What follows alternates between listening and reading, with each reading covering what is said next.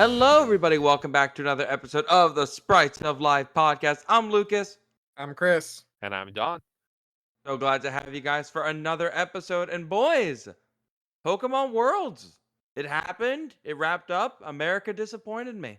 Gotta say, I felt like we'd be a little more joyous. I feel a little bad that America didn't show up as much as I hoped they would. I mean, we did win. I think America did win the juniors and the seniors finals for VGC. But I mean, it's fun to get to come back after Worlds because there's always this speculation, and we'll talk more about it. But I think the funnest speculation always comes from whenever they announce the new location for the next Worlds, because no matter how many times it happens, they're always going to be like, oh, it's taking place in blank, so it's going to be the next region. Well, this time it was Anaheim, so now everyone's saying California. And I It's gotta Anaheim, admit, and then 2026 is, I think, San Francisco. Yes, because that leaked and they were like, whatever, here you go, jerks. yeah, here you go, Super California all the way through. And I gotta say, I've heard of worse excuses to talk about California as an episode. So I think we have some fun. Make up our own stuff about a region that doesn't exist yet. Talk about Pokemon should be in it. Maybe learn a little bit about California as a state. I feel like that's easy enough. California, here we What? Okay, go. okay. When I say California, what song pops into your head? I just sang it. Really? What was that one? I couldn't hear it. California, here we come, right Oh back yeah. where we started from. See, I always think Tupac's California Love. Don, what do you think? I think California Love, yeah. Yeah, that's sorry, Tupac got it for me. All right. I have some quick science news before we dive into the Pokemon news. So you all know what an oarfish is, right? That's Absolutely. if we're just saying Pokemon, that's melodic, right? Yes, if we were saying Pokemon that is melodic. Well, I found some California news.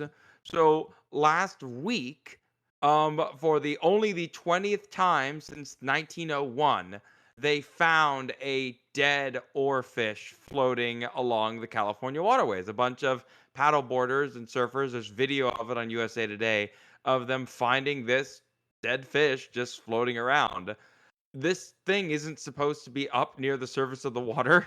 It's supposed to stay down in the depths. And the fact that they found it is mildly concerning because apparently these fish, amongst some people, are considered an ill omen, specifically in Japanese folklore. Like if you see it, something bad about to happen. Can I have a theory? I have a theory on that, actually.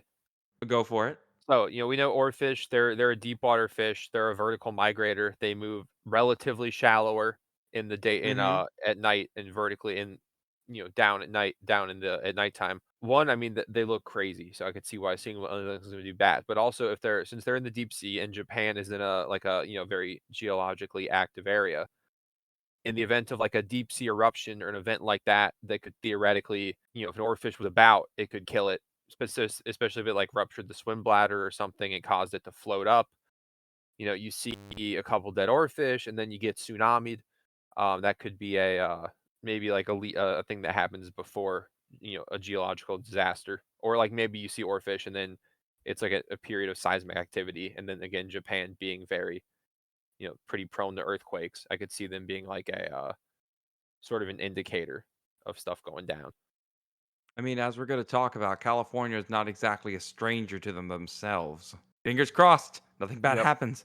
Honestly, it'd be pretty terrible. There's so many earthquakes there. Oh my god. All right. So I had to get that out of the way. It was California related. Decided to do it. Let's talk about Worlds. Don, this is on you. I was only able to catch the last two matches for I got the juniors and I got the senior league, and I just fell asleep right before the Masters. I couldn't do it. I had to work the next day. So over the weekend we had the Pokemon World Championships, as we know, which was in Hawaii, which was very exciting. I'll have to look up the winner of the TCG as well. It's just not really a thing I personally know as much about. But looking at the video game side of things, Luca Cirabelli of Italy, with a nice team. Miraidon, we saw Miraidon really made a nice late season showing. Calyrex Shadow Rider actually didn't crack top 8, which was pretty impressive that it didn't. But we had Miraidon, Iron Hands, Ogerpon, Hearthflame, Whimsicott, Water Urshifu, and Farigiraf, winning it all. Second place was Yuta Ishigati of Japan with Calyrex, Ice Rider, Landorus, Incarnate Form, another Urshifu Water, Pelipper, Iron Valiant, and Amoonguss taking second place. Get out of here. Iron Valiant? Iron Valiant, I think it's the highest placing Iron Valiant by a very large factor. Well, I But think I two saw very I saw the Valiant pop up on stream for sure. Yes, yes. It showed up. It didn't have the greatest showing, but I see how it's good into Miraidon teams that don't have Ogerpon Hearthflame, which is like a nice adaptation because Ogerpon Hearthflame was able to redirect the Spirit Breaks that Iron Valiant throws out. I want to say it was also had coaching and maybe wide guard on it as well. So you could use coaching on your own Calyrex Ice Rider. The Landorus Eye, we started seeing Choice Scarf Landorus Eye pop up very recently overall in the meta. And it's not the speed with the Choice Scarf lets you outspeed things like Miraidon and stuff. It's a great counterpart for Ice Rider teams that need a fast mode because thanks to Rain from Pelipper, which is like one of Ice Rider's common teammates, your Sandsear Storms can never miss. So you put your Choice Scarf on it, then you're faster than like everything. Um, Sandsear Storm hits really hard. It's really good into Incineroar. It's really good into Iron Hands. It's really good into Miraidon, all things that can be dangerous to Calyrex Ice Rider. So a very cool adaptation there. First place, like I said, we have the Miraidon, Choice Specs Miraidon. Most of them went the Terra Fairy route.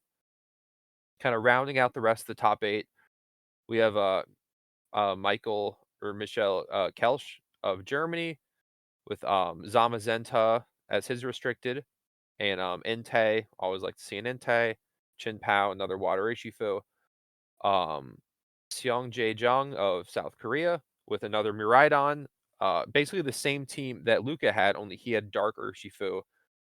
Kind of rounding up some more interesting. One fun thing in top 8, we had every Ogerpon form. Oh, like Even first like the corner. standard?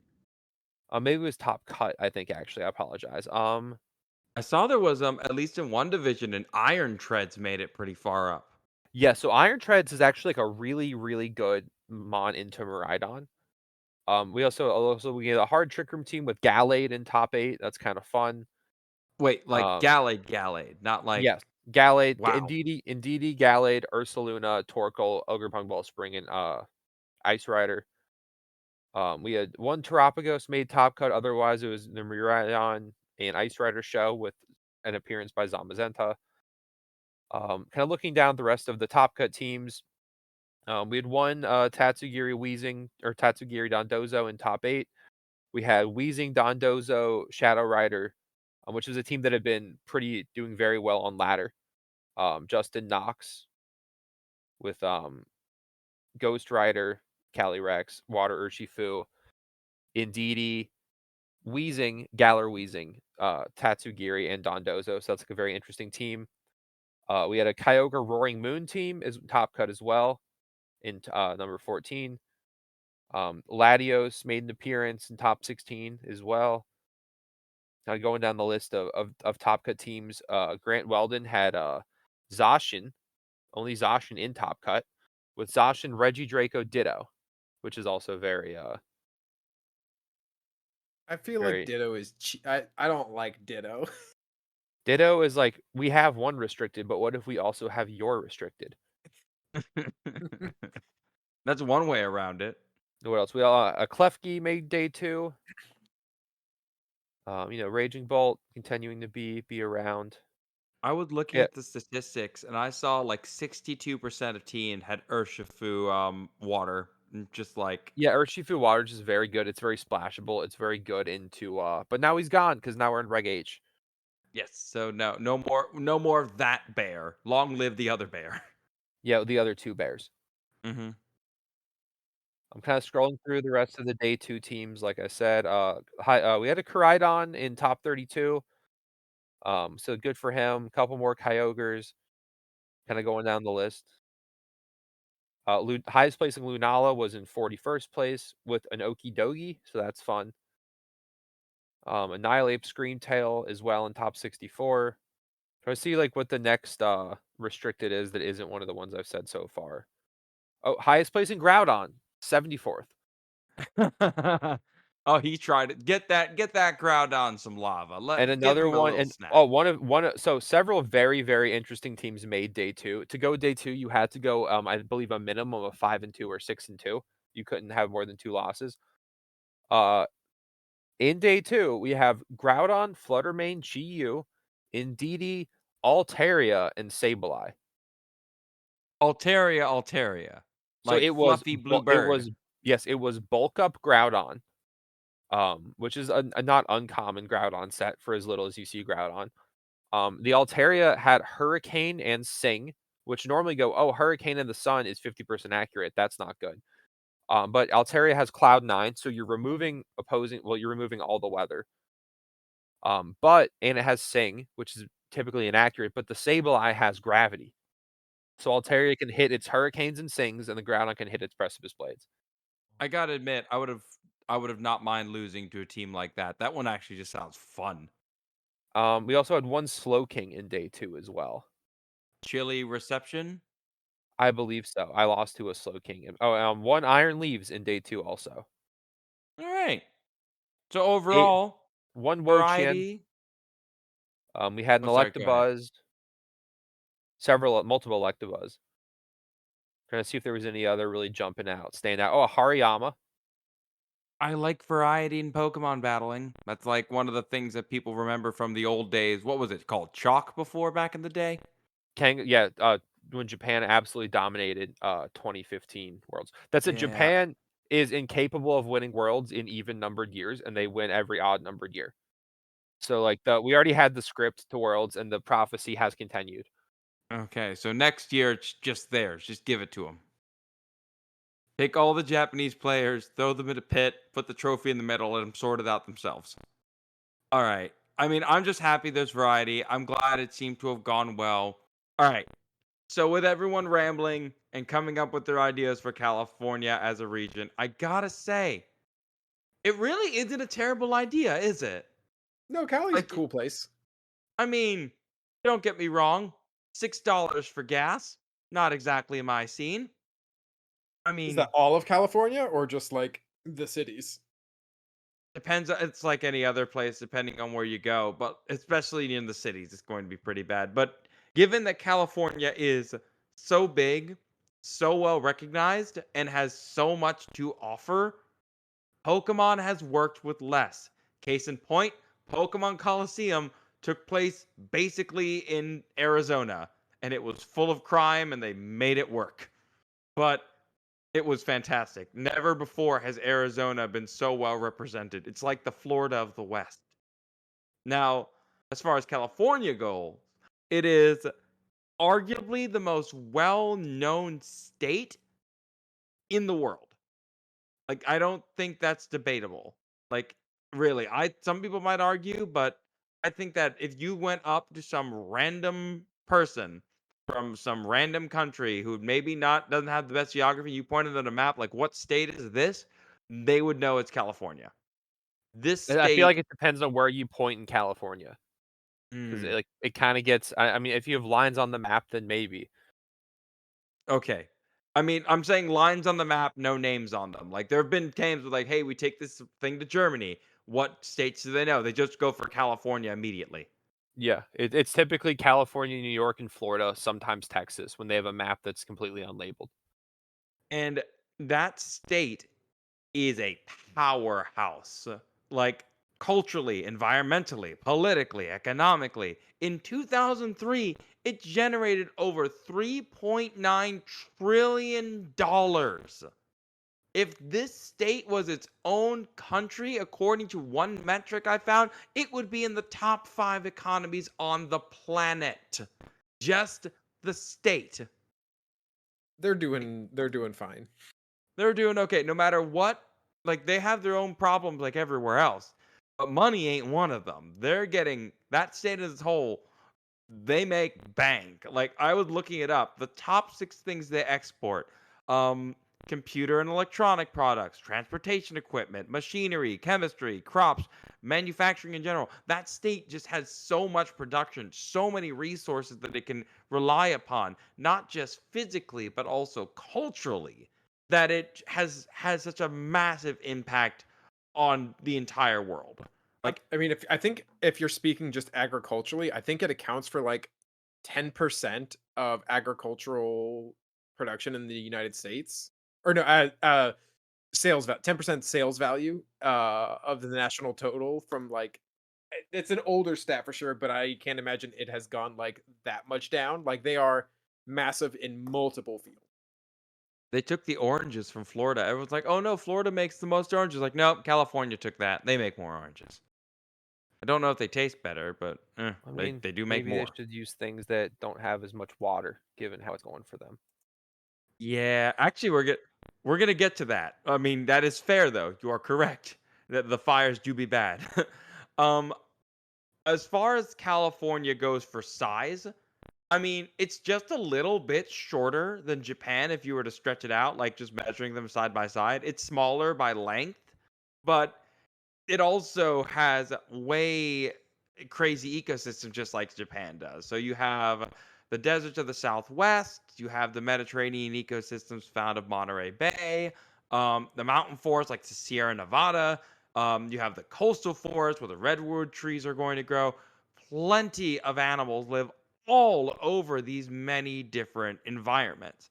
There are so many different ecosystems that the state can produce so many different crops and animals and all kinds of things. I mean, there are plants that can, well, as Don was saying, well, some plants light on fire pretty easily. There are some plants that are very good at handling wildfires that live out there. There are animals that can live on the top of the mountains. There's sea life that can thrive in water that is below 50 degrees Fahrenheit. And all of them do pretty well in an area where at least a good chunk of it is susceptible to massive earthquakes. Much like Japan, this place thrives in spite of the fact that nature is telling you not to live here. That's Have either that's a Go pretty ahead. human experience. Nature says don't go here. Oh, but what if we went there? It still shocks me that people still live by Pompeii.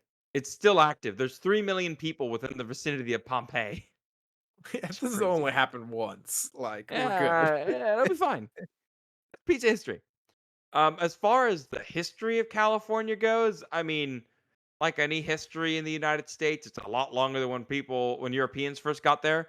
The indigenous tribes that were originally settled there, according to the Native American Heritage Foundation, at one point there were over 70 different ethnic groups that were living there. These were all different tribes and nations that worked together, fought together, different balances all throughout. But of course, when the Spaniards showed up with their typical combo of guns, missionaries, and disease, we know how that song and dance goes.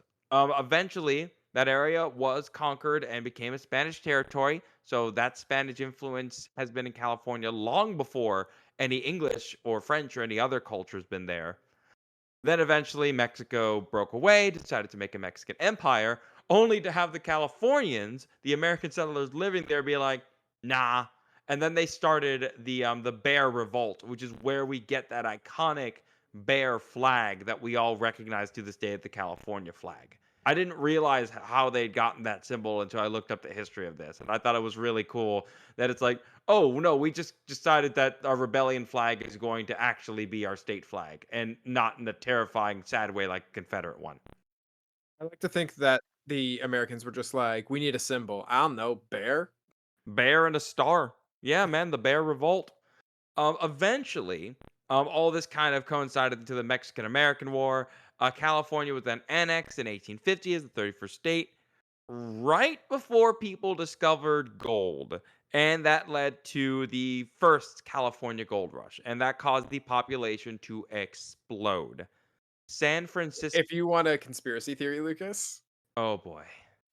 they totally knew there was gold there. They're like, oh yeah, you can be a state. Yeah, sure, buddy. Whatever. Yeah, we'll just speed up this We'll paperwork just speed this paperwork up. Oh, real quick. what? Gold? Gold, you say? Well, well, boy, howdy. Yeah, sure, buddy. You can come on over. Get in here. Get in here now. I also like to think pretty funny that the fact that Texas, like, supposed to, we used to be a country too, and California's like, same dog. You're not special. Like before they went to the America, and after they split from Mexico, they tried being their own republic. It didn't work great, but they still tried it anyway, just like the Texans did. And unlike Texas, I don't think they begged as much. Like I believe California just got it again, probably because of the gold. Um, on the note of because of the gold, that gold rush is kind of what brought California to what it is today. The people of the United States started flocking to California to make their fortune, making boom towns that would eventually lead to cities like Sacramento being formed, and San Francisco became a city of 500 people. Sorry, they started as 500 people, and then very quickly became over 150,000 people, all trying to just settle there after the gold didn't, pan out. But at least they still had a Ah, I place see to what you live. did there. Yeah, I'm glad you did. I appreciate it. Appreciate it. But then that leads to a bigger city, a bigger imprint, and then people from other nations are trying to move in and immigrate there. And then those policies are changing.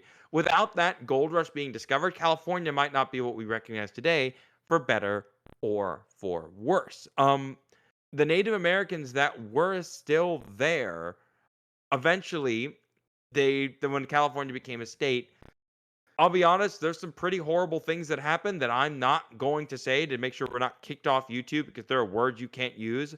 But if you want to look up Ed Costello is actually one of the people who took over Alcatraz Island back in the 70s as a protest for Native Americans.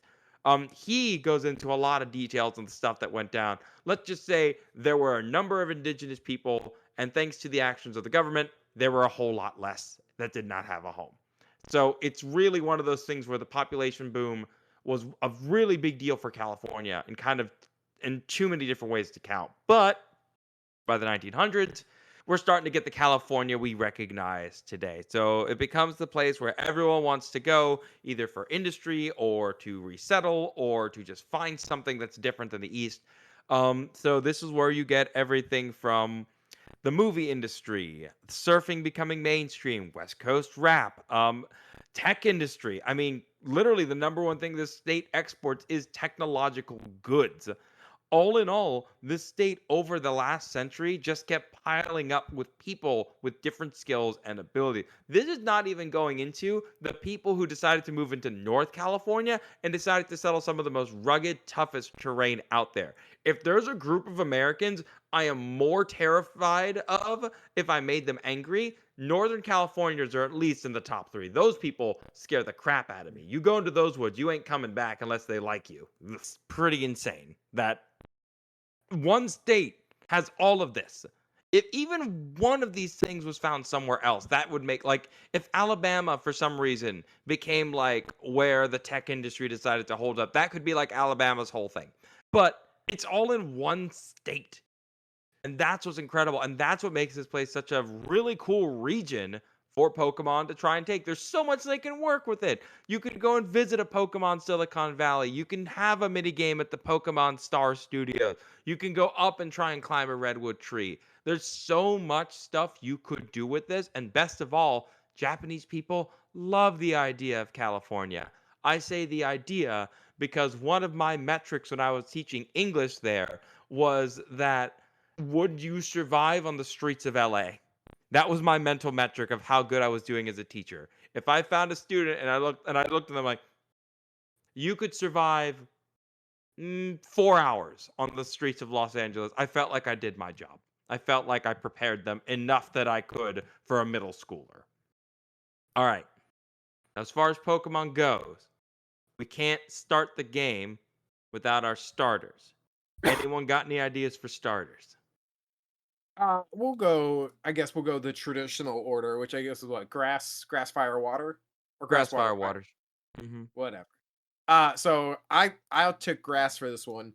Are either of you familiar with the Tule elk? Yes, I vaguely. Hang on. What is it? How do you spell it? Tule. Elk. Don, I Oh, was that's thinking of you pretty. with this one for bringing a Cervid into the mix. I Yeah, we appreciate it. are. So, Mhm. by and large, like if you're looking for like cool, unique features about it, it's an elk. Like there's not really anything sort of note of it. Like it doesn't do anything cool or things like that. I think it's one of the smaller elks. I think you can find it It maybe is, yeah. around like 500-ish pounds. Um, but it's got a really cool story, Lucas, that I think you'll appreciate. All right, So lay it on me. as you talked about when the Europeans came out west. Before the Europeans came, there were like 500,000 elks roaming out west. 500,000 plus. But after the Europeans came, almost extinct. Actually thought to be extinct.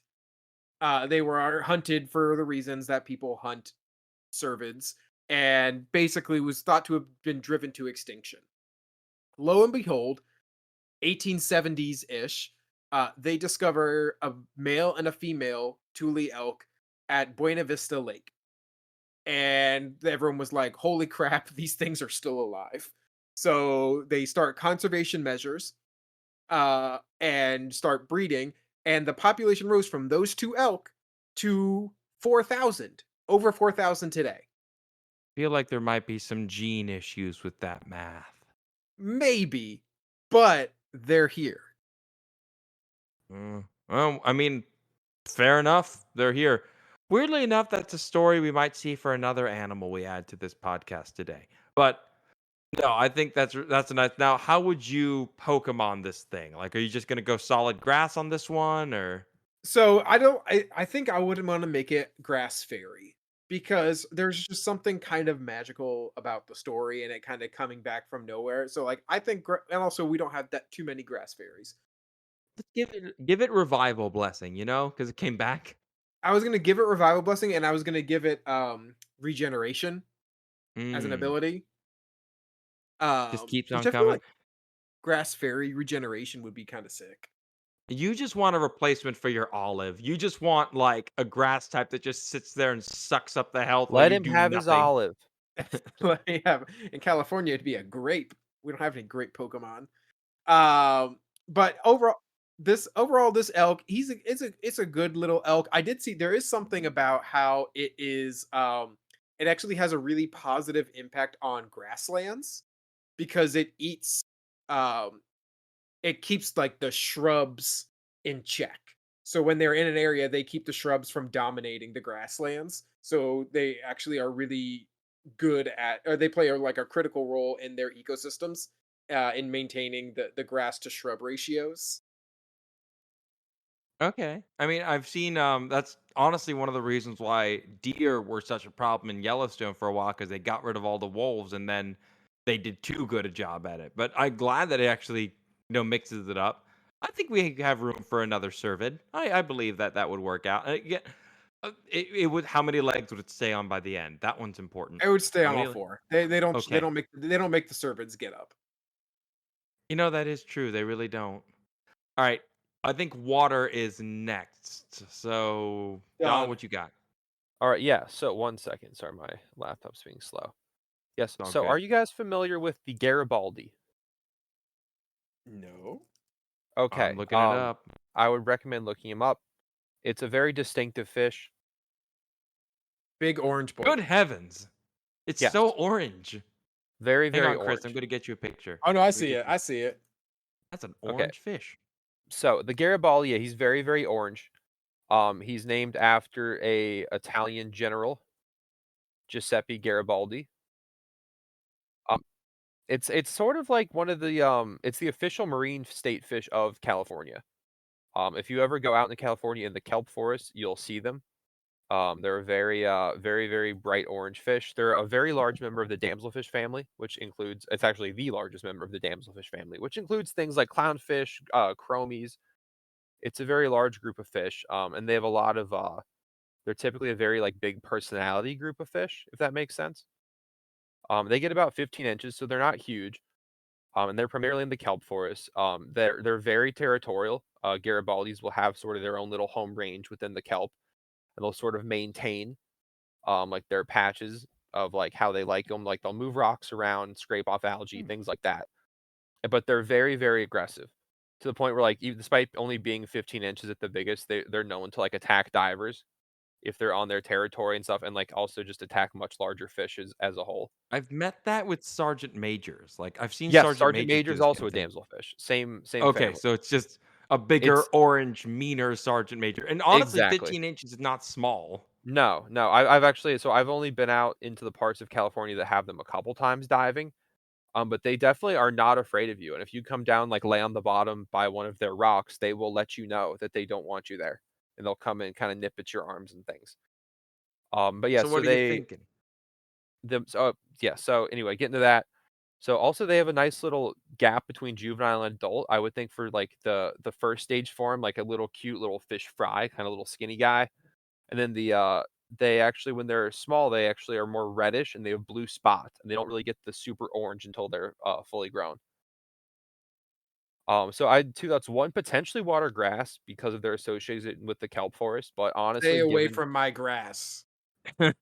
given their level of aggression and sort of what they're known for, I do think water fighting makes a lot of sense, even though we just had a water fighting type. I mean, if fire type can do it 3 times in a row, you can do it twice. It's fair.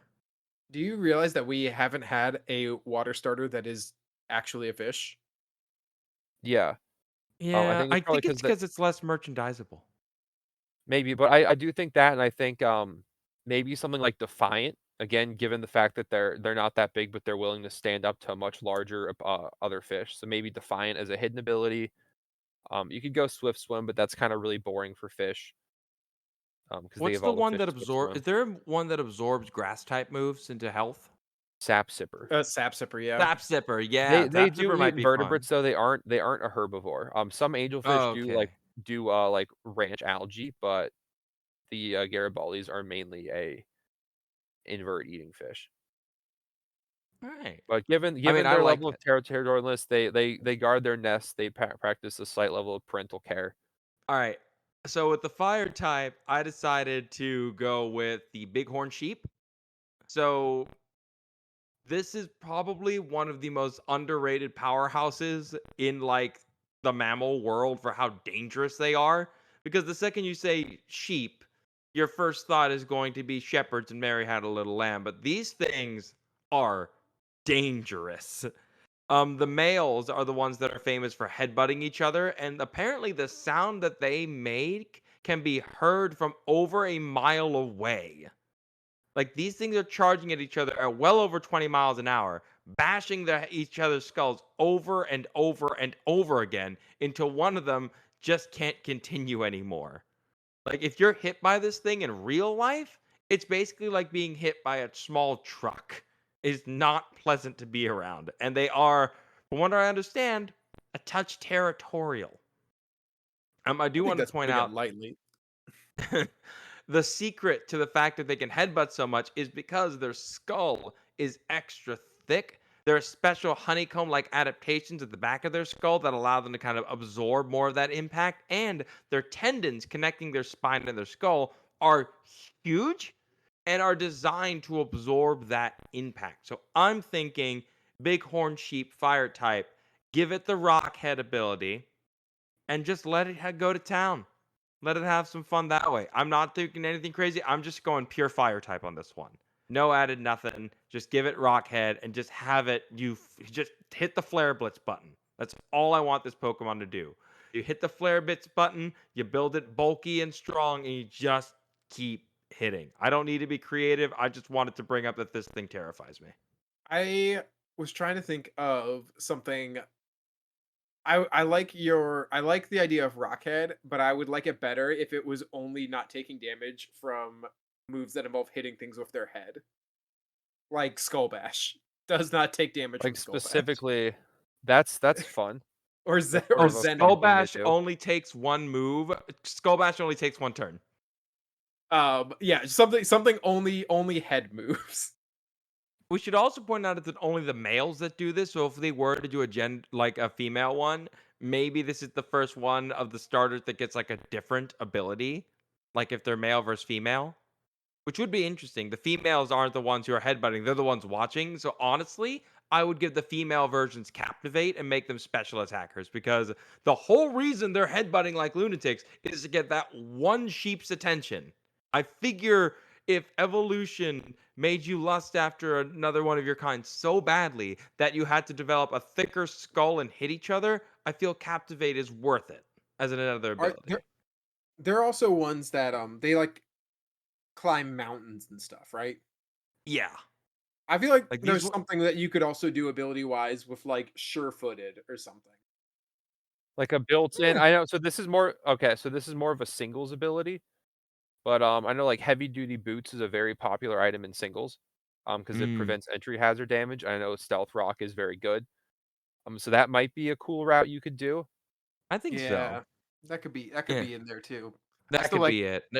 hitting as many things as possible. I mean, they're all gonna get their normal abilities of like of the torrent and the blaze and all Torrent, that. But like that's blaze, overgrowth. yeah. I do think it'd be fun to have different abilities for male or female because I do like gender dimorphism in my Pokemon like I like them in real animals. I mean, overall, I'd pick our starters. I feel like they're marketable and enjoyable in their own way. I feel like a cute little grass deer, a random cute little fish, and a tiny sheep might draw some people in. But as far as returning Pokemon goes, I mean, I have my thoughts. What Pokemon do you think needs to be in like a California region? Which one, like, if you don't put it in there, aside from your standard Pikachu's and Eevees and stuff, you're missing out. We need bears. Even though Yeah. they kind of, like, extincted their bears. Even though they Yeah, kind I of was extincted their bear, they we didn't need bears. kind of extinct it. They did extinct it. It was the last one was shot. I was just pulling the last one was officially killed back in August 1922. This was the bear that was the symbol of the revolution. This was the bear, and they wiped it out because they were afraid that it was going to destroy all of their cattle as all these people moved in. People were paying bounties on these things. These things have been hunted for centuries, basically, by anyone who saw them. And unfortunately, we're really good at killing stuff. And sadly, the California grizzly, which is on the state flag, is no longer there. They have, to their credit, they have tried reintroducing grizzly bears of a different species. Um, and that has had mixed results. Some people don't want it reintroduced, others do. It needs to balance the ecosystem in some regard. And I feel like the world's better with bears than without. That's just Give my take on it. Make it regional. Give it normal ghost. Give me more normal ghosts. We already have a regional zombie bear. Give We've me more. we have Ursaluna Blood Moon over there who basically survived the extinction of their own kind. Just have them over there. You already More have your bear. more ghost bears. Whatever. I mean, I believe that Raichu should also be found in the region. Mainly because one, Raichu doesn't get enough love. Literally in the Pokedex, it says it's endangered because no one loves it enough. And two, kangaroo mouse. Kangaroo mice are, for one, have real cheek pouches unlike real mice. Like, so they can literally stuff all this food there. And two, have you never watched a kangaroo mouse hunt or walk around or skulk around? It's adorable. They are I would adorable. specifically say the Alolan Raichu. No, please, God, no.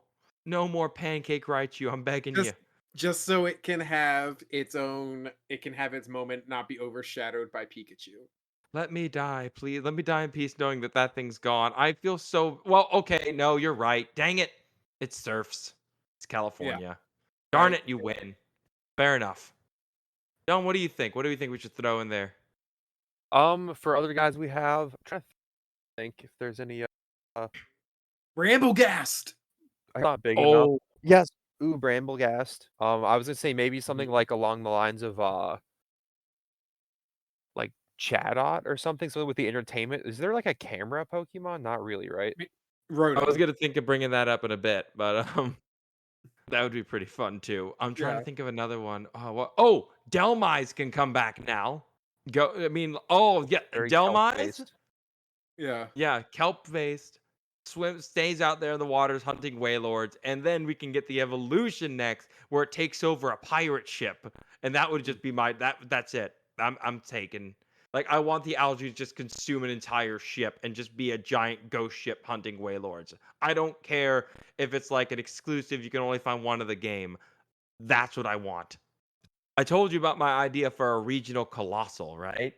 I actually really love this one. Please elaborate. Okay, so with the gold rush, I want like the regional like roly coly to start off as like a pure gold nugget.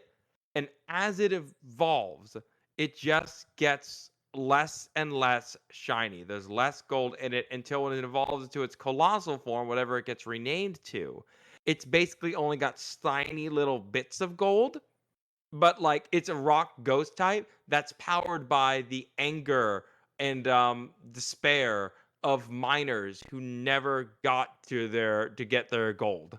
Yes. Like it's just it's terrifying and I love it. I I mean, have I an also idea. I have an idea for the ability, Lucas. okay. It's very, very niche. Don's gonna love it. Okay, go ahead. Only gets speed boosts when money-based moves are used. Call it Gold Rush. And so when something uses Payday or Make It Rain, It's it's like speed very boost. niche, but like I like it. I think that's a very fun Like fun way to do it. let's make it fun, guys. Yeah. The other ability that I have, well, I have good as gold as an ability, but that one's just kind of obvious too. But the one I made up with, I called Panhandle, where if it works like Steam Engine. That's it. It just works like Steam Engine, but for this type. Like it's the same ability, but it has a different name. Where you hit with a water type move, you get faster. But I would add the caveat that all the gold, like the sparkly bits of animation, fall off because it just washed away all the gold down the river. See that one would work. That one would work, and I love this idea because the gold rush was terrifying. There was at one point in time where people were on the side of the road selling apple pies for, I kid you not, over $100 in that time It because must there have was been a just really so much. good apple pie. I mean, yeah, I guess it was just, yeesh. I would love to pay the $100 apple pie from the 1800s and hopefully not get dysentery because I'm sure it would have been great. All right, I'm trying to think of any other new ones because this region is huge. Chris, what do you got? Do you want to talk about your What about camera? condors? Ooh, I granted California condor. I do not know that much about condors, so you or Don might have to help out with that, but I just know that condors are cool out there. So Ye I believe, yep, it is the largest North American land bird. So aside from the albatross, this thing has a massive wingspan. I would like you to guess how large its wingspan is. 10 feet. 10 feet. John, what are you thinking?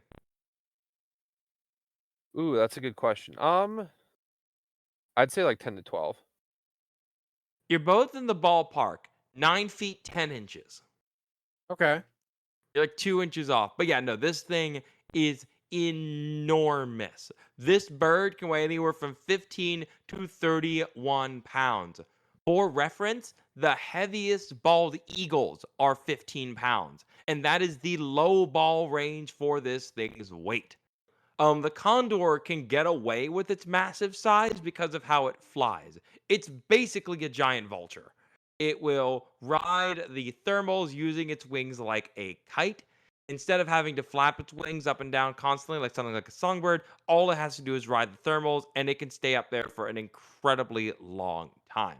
It's not exactly the prettiest bird you're going to see, but this animal has a very strong tie to the indigenous cultures that lived there, but also has a pretty gnarly story. And it's actually a story we've heard before.